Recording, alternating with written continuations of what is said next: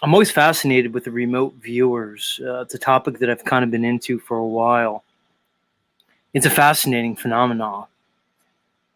A lot of people say that ability is accessible to everyone, which I'm not sure. I don't know if some people are more predisposed to it, or if they're on a certain level of consciousness that opens that ability up to them. But either way, it's fascinating. I remember watching one of those movies the other day, well, quite some time ago actually. I remember, oh, what's that? Like with the, I think it's called Starship Troopers, right? Where it's got that kind of telepathic man. I think he can read the mind or read where people are with almost like a remote viewing type of sense. But one thing what I've come to realize is with all that happening in that movie, it involved some type of brain. So I wonder if there's something to do with the brain. Definitely we can do some type of remote viewing. Anybody remember that movie? Yeah, I do. When I was young, I remember when that movie came out. It was one of my favorite movies when I was young. And you're right, the brain, basically they were fighting a alien race of like insects. And the goal was they had to take down, there was like one of the mother insects kind of had like a huge brain, and it was controlling all the rest of them, telepathically. I think there's a lot to that. And I do remember, that's right, there was a remote viewer where they were able to get information. And I've heard stories of Army secret programs, special operations, where they employed this type of telepathic abilities for remote viewing and etc. And I think there's a lot to it. And even above and beyond the remote viewing is just the use of the supernatural within, let's say, geopolitical maneuverings, whether it's war, diplomacy, and otherwise. Astrologers, wizards, kings and queens, these leaders throughout history always had communications with people that worked in the, let's say, spiritual realm or the metaphysical. Very common. Astrologers, these things go back through known history and antiquity. It's only until recently where we have a mindset that's more secularized, one that involves so-called science, and one that's less geared towards these metaphysical type of things. So, yeah, this delving into the metaphysical has been, I think, a part of humanity for forever, and I'm sure it's still going on. It's just occulted in many ways. Right, and only recently separated. John Dee was one of the most famous of those mystics, being always in liege with royalty, because they kept him as wise people to have around. They knew what was going to happen. They knew how to manipulate the energies that existed. There's even a painting of John Dee giving a performance in front of the Queen and their royal subjects, and it shows him basically like manifesting fire, but they did an x-ray of this painting and found there were like conjured souls up in the air, because doing things like that of conjuring was more of a common thing back then, that we just don't have a connection to now. Oh yeah, 100%. I mean, you can even look into stories of the Jesuits, the Jesuit order. Many say that they've sort of been controlling academia for maybe half a millennia or longer, in their ties to occult ritualistic practices. You can look no further than World War II, the so-called Nazi Party, and the stories of their rituals with the Tool Society, and also the Vril. And that's considered modern times. And over again, you see these. You see presidents, first ladies, and stories of their their dealings with the metaphysical and the supernatural in terms of these seances, soothsayers, different seers, and it really goes really, really deep. One could make an argument that all what we conceive of as technology is really just the result of interactions with these supernatural beings. You could look at Aleister Crowley and his works and some of his magic ritualistic practices, and then Crowley's connection with the technology of the last century. And you can go back to the Hermetic Order, the Theosophical Society, just to name a few, and you see very closely that the technology, as Tony was alluding to, we attribute to so-called science, is really a form of magic, really, and that at the highest levels, technology and magic are really no different. It's a hard concept for people to understand because it's way outside of the paradigm that's been created for us. Right. I think there's been a huge separation of spirit from science, because in the 1800s, early 1900s, if you got sick, the first thing that came in was a priest, not the doctor, to make sure everything was okay with your soul and your energy, and we've separated that into some kind of mechanical understanding of science that completely separates the spirit from our true understanding of what we now call as magical alchemy. So, I mean, the connection, do you think the connection has been gone for a long time, or just a recent connection? Disconnection, rather. I mean, in my estimation, LondonMan, it's gone hand in hand with the rise of the so-called technology, the technological age, maybe starting in the industrial age, and then moving forward. You see an inverse relationship between the technical world and the, let's say, the supernatural or the metaphysical world. They seem to go hand in hand with that. And it could be said that a lot of the technology could be being instituted in some ways, socially engineered in an effort to decrease our connectedness to the supernatural and the metaphysical. They bring us into the smartphones, into the digital mass media culture. More and more, they're creating a digitized electrical world, a technical world that in many ways may degrade that ability for the magical and the metaphysical. They may go hand in hand.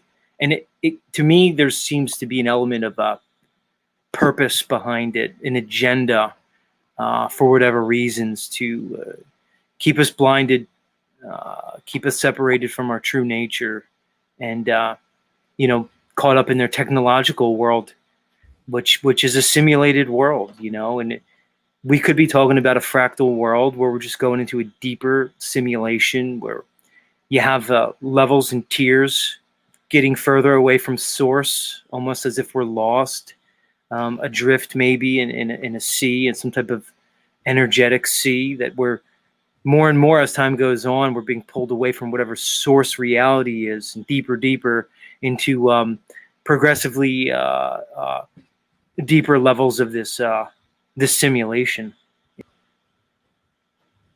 Yeah. Mm-hmm. Mm-hmm.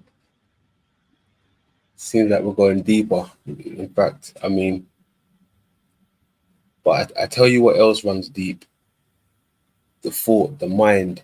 Right? I mean, as crazy as it says, I mean, as I say, as I think it may be, I think we could be trapped within someone's thought, like literally the mind of someone, or the brain or something. With all these neurons running around us. That's why it's almost like being in an electrical field. Well, here's the thing, LondonMan. I mean, that line of thought, and along with the title of your show tonight about, is Earth conscious? Many of the ancients, you can go back to, as I always like to talk about, the Vedics and the Aryan culture that preceded them, which we see remnants of it now today in the Hindu culture. And they talked about the Maya. It's been discussed many times on this show, the Maya, the dream world, that this reality that we perceive as physical or prima materia, It's only physical to us because we're in that reality. But if you were to look at it from some objective, disjointed perspective, you may indeed find that it is really a dream, an illusion, like you said, a construct of the mind of some other being, some other greater being. And again, these concepts only sound strange based on our indoctrinated paradigm. I say this often, most of us are under the belief of certain things. We believe things about our reality. We believe that everything came from nothing in a big bang. We believe that we evolved from a single-celled organism over billions of years into the complex, structure that we see today that we call men and women. We believe these things because that's what we were taught. That's what we were programmed with and indoctrinated with. So the concept of this realm being consciousness may not have been a strange concept to men and women for the vast majority of our existence, but only until recently does that become strange.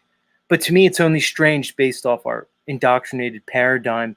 If you take away your paradigm, if you take away the conditioned belief system that many of us have, the idea of a conscious realm, a realm that's a dreamlike realm, to me is probably a natural understanding of men and women. So yeah, I think it's been engineered out of us. The mystical nature of this reality, I think, is natural. I think we have an inherent ability to recognize the mystical in this realm, and they have to condition it out of us over years and years and years. And I think that's one of the reasons why you see so much dis-ease, psychological dis-ease, physical dis-ease, broken relationships, broken families. I think a lot of it is because we've been conditioned out of the magical nature of this realm, and we've been placed into an artificial construct of technology, of secularism, and basically mechanism. Yeah. I think it's a lot easier to dominate the mind than it is to physically imprison the person. Well, it goes back to the saying, that the best slave is the one who doesn't realize he's a slave. If you can get people to wake up each day, set their alarm clock, wake up tired, drive to work, commute 45 minutes to work, in traffic, get to a job where they're sitting in a cubicle all day in front of a computer, artificially interacting in artificial ways. If you can get people to do this voluntarily, as opposed to, say, plantation, traditional antebellum like slavery, it's a much better slave because they think they have independence. They think they're free. Right. To me, that's the much better mechanism of slavery. Is as you were alluding to, Tony, the slavery of the mind, the slavery of the intellect, the slavery of the so-called spirit. We're slaves and we don't even know it. And I would agree that's probably the mechanism of action that they're employing on us. And it seems to be that this has been a plan, if not hundreds of years in the making, potentially thousands. So then it begs the question, what's the nature of this realm? What's the nature of so-called maybe the overarching control structure? We like to point to men and women. We like to point fingers at Bill Gates and Klaus Schwab and Elon Musk and all these elite families, the Rothschilds, et cetera, et cetera. But to me, they just seem like minions. So it begs the question, what is this overarching reality? Who's controlling it? If we're being controlled, it just stands to reason that there is a controller. Who or what are they? What's their purpose? These are the questions that, that's why I like coming here, because we get to discuss these things openly with open discourse. Because this is what I'm resonating on lately. Is these bigger questions, which to me I'm finding rather liberating, because I don't have to blame my fellow man or woman. I don't have to point fingers anymore. I don't have to categorize, label. I could look at humanity with different eyes, not through a victim consciousness or through some victim narrative, but just in a narrative of ignorance and deception. It's a different way to look at the world. I think we are living in like some sort of dream, and the dream has been stolen from us. It's been taken away by the illusions of governments and economics. Dreams been snatched away. I like the way you put that. The dream's been hijacked. Right. I've never heard someone put it like that. The dream's been hijacked. That's dope. That's almost like the Matrix line where Morpheus says, "I dreamed a dream, and now that dream is gone from me." That to me is the secular realm that they've created for us, the secular based mindset. And I'm so passionate about these topics because the things that many people accept as fact about their world and their reality, when examined, are anything other than fact. They're just a belief system. And there's these underlying beliefs that people have that form their thoughts and then their actions. It's really your belief system that I think forms your reality. And it's one of the reasons why I'm so intent on helping facilitate a situation where those around me can begin to question their belief system. Because until one's belief system is challenged, until one can be able to test their own beliefs and try to at least falsify your beliefs, until one can do that, I don't think there could be any true change. Unless your beliefs change, I don't think your actions and motivations can, because I see a natural consequence from belief to action. So I'm really big on that. And it was only until I was able to challenge my underlying belief system that I was able to then change my reality and my existence, really. So I was brought up in the same belief system as everybody else. You trust the scientists, you trust the authorities. Like you said, Jack, government and economy, they seem to be the new religion. The rulers of the so-called government and the rulers of this so-called economy, they seem to dictate their reality, and we're conditioned to sort of believe the authorities simply due to their status as so-called authorities.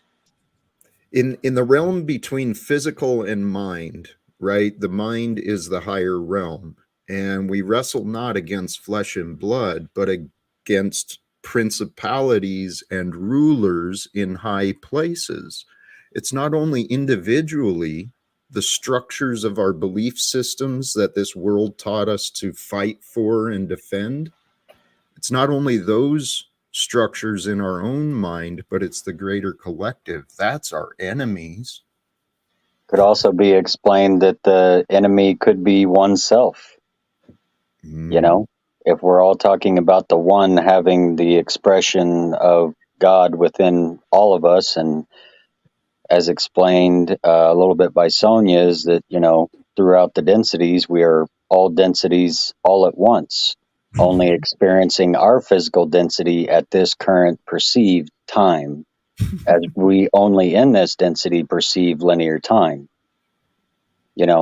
So it's also could be determined that every expression you have in this one life is the expression of all future and past lives. That's why you have certain likes, dislikes, certain things you're inclined to, not to. It is that total path of all time being executed in the infinite now. Wisdom is amazing. And hearing you guys share it just so beautifully, it makes me joyful. Wisdom is the expression of knowledge and experience. That's what's up. That's Yeah. what's up. A lot of it is just, for lack of a better term, courage. Yes. Because as you guys, Jack, as you well know, Jack, when you come on here and you present yourself in a way that's vulnerable, and you do it consistently, there's consequence to it. There's also so not only is it the wonderful feeling of being able to express yourself in a creative way.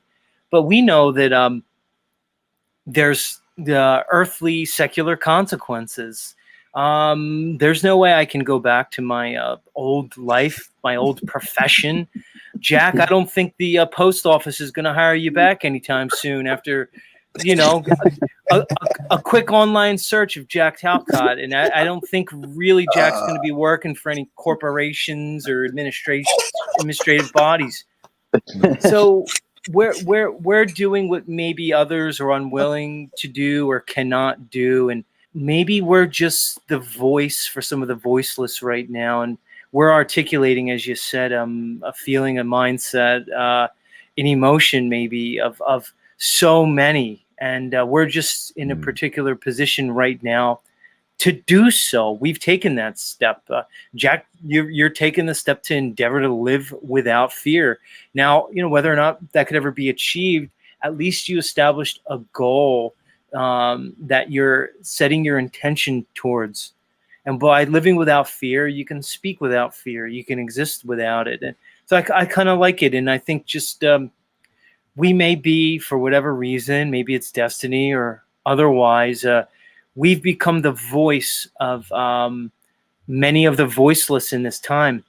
I've been thinking about the last 3 years so much, the disconnect, the realities of society and so-called civilization, and how isolating the current dynamic is for many of us here who resonate with this knowledge. And it really is very impactful, and it's significant. And for whatever reason, there's some of us that are possibly called to speak publicly on these topics.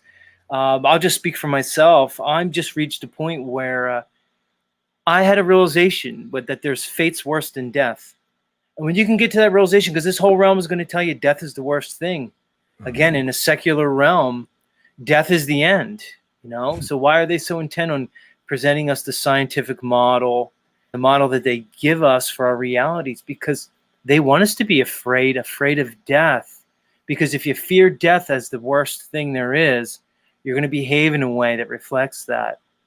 Once I got past that fear, and of course I have, I'm not completely fearless when it comes to death, but I've realized that one thing, there are fates worse than death in this world. When I truly embrace that, I was able to then come on here and speak without the fear of consequence.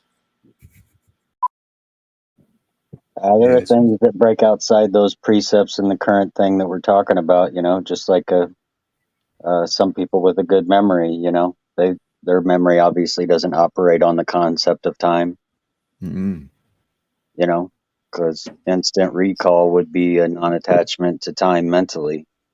And I believe those aspects make it a little bit easier to grasp the whole concept of infinite nowness. Beautiful. That is a great perspective. I didn't look at it like that. Yeah. Yeah. Well, let's even look about how time has been our perception of time has been controlled and engineered, where if you really look at what time is, the classification of time really comes down to the heavens. Sun rises, sun sets, the sun comes up again. The seasons come and go in cycles. The moon has its lunar cycle.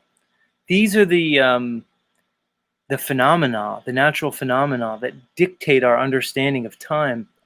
But what do we have? We have a control system that's co-opted even our very basic understanding of time. They've given us a calendar with months that don't match up to anything in the heavens. They give us a concept of time where we have hours, seconds that are divided into these arbitrary construct, 24 hours a day, 60 minutes an hour, 60 seconds a minute. These are arbitrary. There's no such thing as a second or an hour. There's no such thing as a day of the week. These are arbitrary. They put us in a 7-day work week, and they tell us it's because in Genesis it comes from, God created the world in 6 days and rested on the seventh. That's just a story coming from a very small, isolated culture and ethnic peoples that now we have governing our whole concept of time. It's very strange. We're on this Monday through Sunday schedule to the point where the days of the week have a feel. They have an energy.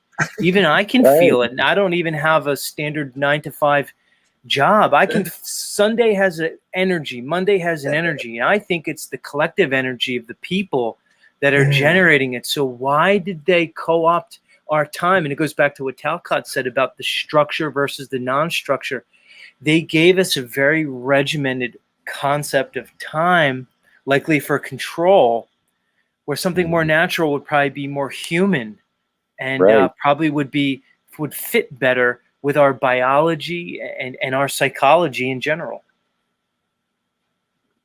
It would probably go by the natural cycles, and I believe that the breaking down of time into smaller bits puts us into smaller circles and increases our anxiety, because the minutes are passing, the hours are passing, the days are passing, holy shit, the week, and it is crazy. They've done studies to show that on Friday nights, people's creative essence is at its peak because it's the furthest day away from Monday. I also like the thing that Z touched on about the energy being on the weekdays or the collective days, like the Sundays and the Mondays, and I see where he's going with that. Definitely, I resonate with that one there. Even Friday or the Thursday, like the anticipation until Friday, like a build up, right? So I see where you're going with this. I like that. Well, and it begs the question, why would they do that? When I look at the, whatever we can conceive of as human history, it seems to me that we've been in a state of servitude from the very beginning. Whether you look at the scriptures in the Old Testament, referenced in Genesis, or even some of the earlier writings, even the earliest writings that we have, going back to the so-called Sumerian culture, you see a humanity, a human race that was created to serve. And regardless of the particular mechanism of servitude, it's service nonetheless, serving the gods, whatever God that is. And it begs the question, why? Is that true? What does that say about us, who we are? And even more importantly, what does that say about these so-called gods? If we were created to serve them, what does that really mean for humanity? And these are the questions again. And I think until men and women as a whole, civilization, so-called civilization as a whole, can really embrace these questions, we're probably just forever doomed to this state of servitude. It just may be part of humanity, and it might be an uncomfortable aspect of our existence to think of us as these beings of service. And it kind of frames things in a way that could be somewhat ominous, but these are the hard questions. I think we need to ask them, because the reality, the way I look at it is, truth is truth. Now, we may not ever be able to discover ultimate truth, but it seems to be the pursuit of truth has value in and of itself for what it's worth. So do we want to keep living in a fantasy world, in a delusional world, or do we want to pull some of the veils off and be able to look at this reality for what it is, and then have a chance for freedom and independence while we're here, or potentially when we graduate this realm? So it's just fascinating to me, this concept of humans as in service to the gods. And, I see it throughout every culture. I have a curious thought that what if these other supposed gods, or sub-gods, as you would call them, or a sub-logos, what if they, in fact, themselves were trying to do something that was what they thought was in service to the law of one? What if they thought they were doing the right thing by trying to incarnate souls in such a way that maybe they would be in service to a higher path quicker? Maybe Well, they saw ahead and saw a devastation to where something, a catalyst needed to come about to make it happen faster. it's interesting that you say that, and there's so many ways we can go with that. There's a thought that if whatever these beings are, call them fallen ones, if they were able to corrupt the so-called human to such a point, would that not facilitate the destruction of the realm and therefore their release from here? And these concepts can be seen once you go beyond the so-called authorized scriptures that we find in the 66 books of the Bible. When you look at some of the more the unauthorized scriptures that to me are no less relevant than the so-called authorized ones, you see a situation much like you're presenting, Tony, where you have these beings, whatever they are, who were interacting with men against some supposed mandate. And some of the stories show that their actions and their interference with mankind was in a way because they felt sorry for us. They felt as though we had been abandoned. And the stories tell of these beings who basically made a pact, and they made a pact to so-called transgress or rebel, whoever the leader was, and to bring man knowledge, the proverbial fire from the heavens, whether it's the Prometheus archetype of the demigod or the Lucifer archetype even. The idea of bringing mankind knowledge, and that being in some way a transgression against some sort of order of creation. Again, these aren't just made up ideas. These ideas are found throughout antiquity. They just seem to have been occulted, hidden from the everyday man or woman, and kept in these so-called mystery schools, secret societies, however you want to look at them. These aren't new concepts. They're just kind of hidden concepts that in this technical day and age have seemed to been made available to anybody with a mind towards knowledge. So I agree, Tony. It seems to me a more likely representation of these so-called gods, these beings, demigods, whatever you want to call them, that they in some way almost felt pity for mankind, and in their own way were almost rebelling in a sense, almost knowing the consequences of their actions, but then proceeding anyway. Were these so-called fallen ones courageous? What does that say about the Almighty God depicted in the Old Testament? This would be sacrilege to many people, but nonetheless, this is to me a more likely concept of this Almighty God, the creator of this realm. And again, it was referenced in chat before. If you look at the more of the Gnostic understanding of these beings, and the one they rebelled against, this supposed demiurge, apparently. So these are fascinating concepts. Right. I think there's a part of it that shouldn't apply negatively, because it describes the polarity and the duality of all things. You have one path of the duality of negative energy, which you can follow. So maybe these gods were of the negative path energy to try to create still within the law of one to propagate out a positive result, because applied negativity does create the equal and opposite positivity, just like this whole event that happened a few years ago. We can withstand certain amounts of bullshit, but that push was just too hard. And it was the first time that a push was done against the entire consciousness. And what happened? All of a sudden you have a shift and everybody says, oh, F this. People are waking up. Yeah. And then they start looking and looking in other areas and finding these aspects. And, so I know it would be hard to tell people that this was a positive thing that we needed to happen. But if you think about the progression of things and its eventuality, of what we needed at the moment, who's to say that it wasn't allowed? Let the evil making their plans against us go through because they don't have any clue of the end result. The documentary Part 8 that I released the other day, when it had references to the human skull with words that we'll use for space, that was quite trippy. That knocked me for 6. I didn't know what was going on there.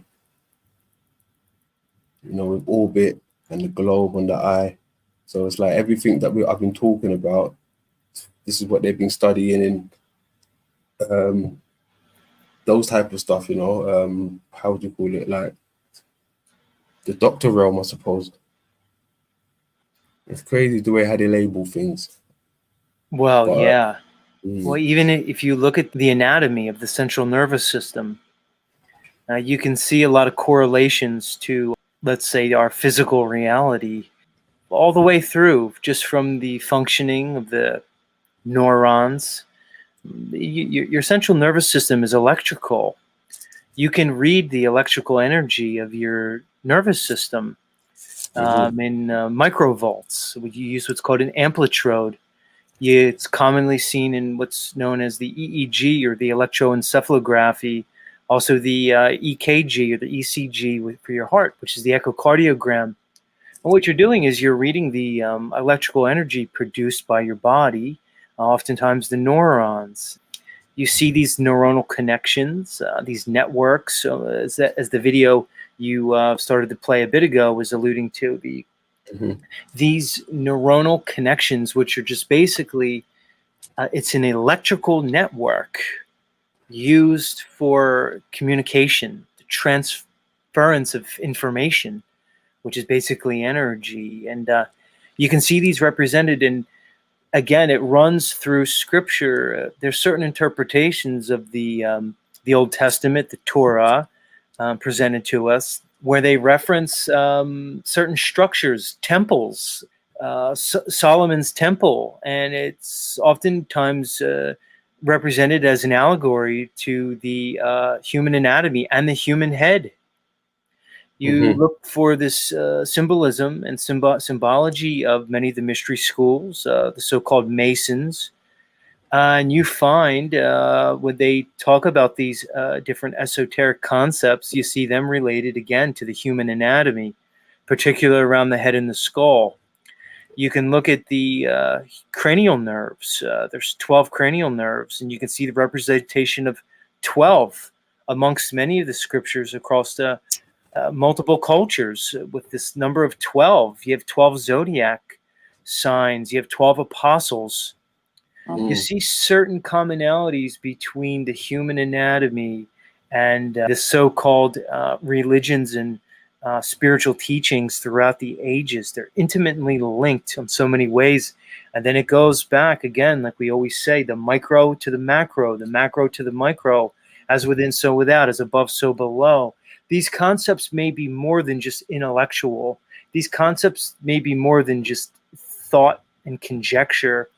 These types of concepts give us an indication into a fractal reality where things are represented in the very small to the very large, which begs the question, is there even a difference? Is there a difference between us and the world around us? Or is this whole reality potentially a projection of our own consciousness, while at the same time we are a fractal representation of the overarching consciousness? I don't see these two things in conflict. I see a duality that's working together between, again, the macro and the micro. Maybe consciousness isn't an intricate biological thing only humans have. Maybe consciousness is when systems relate to each other and work together, like the universe. Then, yes, the universe is conscious.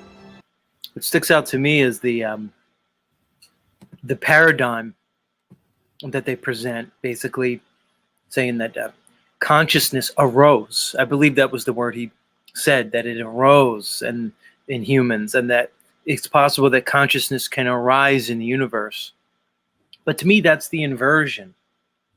because they're presenting it as the physical world is primary. They're presenting the physical world as the overarching reality, and then saying that consciousness arose out of the human mind, the human brain, and that it's possible that consciousness can arise from the universe. To me, it's the complete opposite. To me, consciousness is the overarching reality, and the physical world is an aspect of that. So to ask if the universe can be consciousness, or if consciousness can arise from the universe, to me is faulty. I would say the universe and the entire reality that we perceive is consciousness. See, to me, consciousness is the true reality. It's just different way. It's a different way to look at it, and they flip it, and they tell us that the overarching reality is the physical world, and that consciousness could come through it. But I think it's a complete opposite. So yeah, man, that's it. Part 9 there. Leaves you thinking. Like I said, this place seems to be littered with animals, just heads, whole animals, legs, arms, Titan arms. I've come across a Titan arm before. It's crazy. So they're everywhere. I've come across a mackerel whale out in Cairo. I've come across a lot of stuff. It's wild. Bird head out in Libya.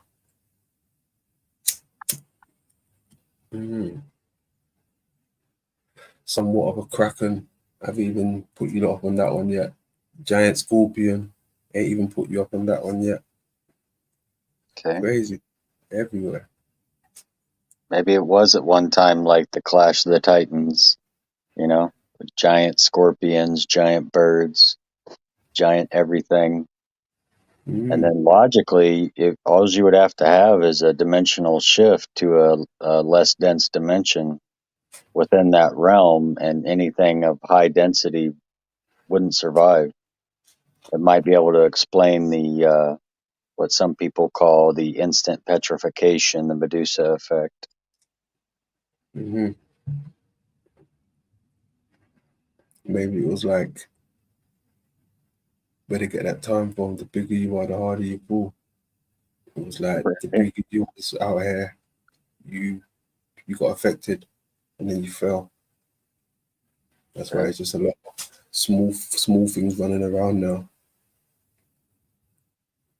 Could have been the same with the large trees, you know. Well, I mean, even the accepted Bible talks about giants before the flood. You know, these pre-Diluvian creatures, these giants. You know, the flood could just be looked at as a cataclysm. You know, whatever time frame that is could probably be argued, but I kind of agree with that line of thought that this realm could have been completely different, even from, you know, as Tony alludes to, the density or the its energetic foundations. You know, the atmosphere might have been completely different. Different gases, different composition of gases, a different energy.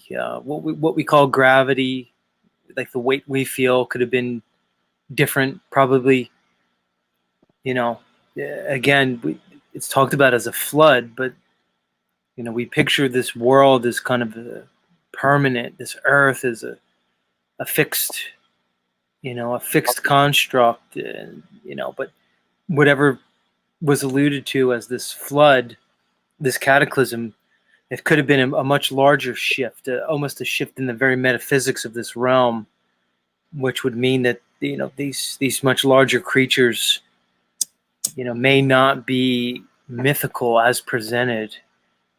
It could be more of a reality, and a lot of people don't want to look at that. You know, even the very religious people who follow the Bible as God's word, they'll even refuse to look at the sections where they tell them, "Hey, there was giants. This was a different world at one point, and there was a cataclysm it's like we were saying, they have to tell us, but they do it in their own way. But they always have to tell us. And the other thing I wanted to point out is I like in your work that you allude to these so-called planets, these moons, these celestial bodies as something represented here on this Earth realm, which I think is probably more close to reality than the story they present. It almost seems as though they're prepping us for travel to these different planets, these moons. It seems as though they've been doing it for hundreds of years now. And I go through propaganda on my channel. LondonMan, you were there the other day. We were showing propaganda from 100 years ago where with people, remember they were on the moon of Jupiter, you know? But why were they showing this? You know, they're telling us now that, you know, they have Io, Europa, you know, Titan, these different moons. They said Jupiter has like 60 or 70 some moons that appear to be inhabitable. I think they're prepping us for travel to these moons and planets, but it's going to be in a way that's different. You know, they're going to present it as rocket technology, and they're going to present it as traveling. They say Jupiter's like 2.5 billion miles away, I believe, something like that. So, but to me, it's more likely that these are lands represented here. I think that's much more likely. Is they're prepping us for travel to these other places, these other lands that they already know about. They're just going to give it to us in their model. So you may have people within our lifetime going to Io, going to Europa and Titan and these other moons of Jupiter, but it may be in just a different way. To me, that makes more sense to me. Yeah, me too. That makes perfect sense to me. I mean, like how you said, they're prepping us for something. I mean, when they show us in these movies, right, like Earth is literally exploding. It's going through a craziness, right? So is it predictive programming? Like they're trying to show you that they want to get order out of chaos, but the chaos would be like a reset. And then, like you said, prep us to go to a distant planet, right? But they're really just going over there. But it's a distant planet. But in order for them to get you to this distant planet now, they have to do what? Like they do in the movies, put you under some type of medication, make you go to sleep because you don't want to wake up in the middle of going to the journey. God forbid that, right? It's a scary thought. You wake up and then, you know, you're trapped by yourself because everyone else is sleeping. So they put you in like a little sleep coma state. And bam, they got half of humanity sleeping, pretending you're going somewhere. It's definitely her. They probably just other places where it's been conquered by the quote unquote German boys, if you know what I mean. You want to look on the old maps, they seem to have controlled everything on the outskirts. Yeah, that's a good point. And again, if you go back to, you know, again, World War II and the fascination with Antarctica, not only by the Germans, but also the Americans post-war, huge fascination with these distant lands. And again, if you look at the so-called Nazi connection to the Aryan culture and their understanding of this realm, it begs the question, why were they so interested in these outer lands? Why so much energy and resources placed into exploring and traveling to these distant reaches? I mean, Antarctica is the furthest land there is, no matter which model of the Earth or cosmos you choose to go by. Antarctica is as far away as it gets, but here we are in the middle of a supposed world war, and many of the nations were diverting their resources towards traveling and exploration to these distant lands that you have to it begs the question of what value is that? Why would you divert resources towards exploring Antarctica in the middle of a war? It doesn't make sense unless you have the understanding that there's something important out, distant, away from so-called civilization, whether it's other beings, other technology. Why so much fascination? How come when we developed the technology to do so, the first thing we did was travel away to these distant lands? There's just more to the story that's being presented to us. And that's the important part, because, we'll often be made fun of or looked down upon for exploring these topics, because people can't understand really why we even ask these questions. They'll even say, why is, what's the point? What's the importance? Isn't there so many more pressing things to worry about? And I always answer, you only think other things are important because you have a certain worldview. There's a certain lens that you're looking at this world through. It makes you think that politics is important. It makes you think that these made up social issues are important. And I think a lot of it is just a distraction, because I think we're asking the important questions. What is this realm? What's the reality of this place? Where do we live? And who are we? I don't see any more important question than that, really. So, and that seems to be the question that all these world leaders and so-called societies throughout history have been asking. They've always been exploring. Every powerful group of people, any people that had the means, people always explored. But we now live in a society that doesn't let us explore. We're being that aspect of our humanity is being suppressed. We're told there are no more lands. Everything is found. The only way to find more lands is to get on a rocket ship and go to space. And they're telling us that they have it all mapped out and don't worry about it. And now we have a group of people that appear to be very sick and ill. Again, the disease. Well, why? Because we're being limited in some ways. We're not able to express ourselves as these sentient beings, because we're stuck. We're stuck in this, for lack of a better term, this prison planet that they've created, but seems to be just a prison for our mind. There seems to be plenty of things to explore. We're just not allowed to, or we're told that there is nothing else. And I think that's the great trick. So I agree, London. I think the idea that there's other lands and realms that could probably be fairly easily accessed, I think that's an idea. And then there's what Tony points out, this idea that it's interdimensional in a way.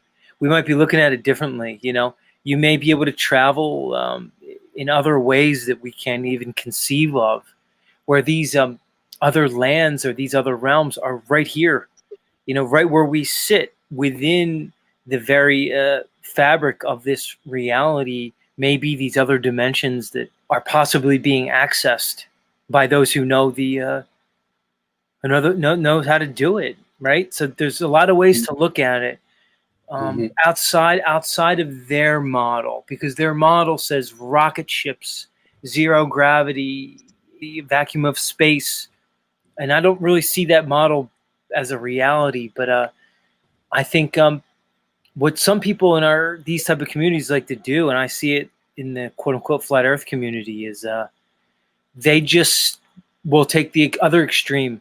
So once they realize that the space presentation is very likely fabricated, then they isolate themselves and they'll say, well, it's just this world and there's a dome and there's nowhere else to go. And I think that's just as limiting as the story we're being presented with. Absolutely. I totally agree. I mean, like you said, I do believe the wrong questions are getting asked. I mean, what if these people that are really, against the system? All right, let me put it this way. There's people out here, they really just want their rights and freedom. I agree with that. We all deserve this thing called rights and freedom, right? But once you get all your privileges and your rights and freedom, what's next? You're still living within the lie. So what, they gave you a few trinkets, but you're still living within the grander scheme of things, the bigger lie. Right? I think like a genie, right? When you step up to the genie and you get one wish this time, not three, they give you one wish. Are we really going out there just to ask for rights and freedom? Or are we going up there to ask for the truth, the whole truth? Forget the rights and freedom just at that second. I wouldn't be asking for rights and freedom. I'll be asking for the truth. What are we? Where did we come from? Then I'll consider the rights and freedom if it's worth it. Once I find out the bigger truth. So what is rights and freedom if you don't know the real truth? The most impactful enslavement is the enslavement of your mind and your consciousness. It's not from another man or woman who's exercising their supposed power over you. It's the enslavement that we place on ourselves. So how do you break the enslavement of the mind matrix, the thought control matrix? To me, that's the most worthy of all pursuits, is the freeing oneself from oneself. And that may be the most tricky thing, because you have to have the understanding that your greatest enemy is probably the one you create for yourself and nobody out there, which brings you to the ultimate understanding that the only battle that's really worth waging is the one within, the internal battle, and that anything outside of that is basically fruitless.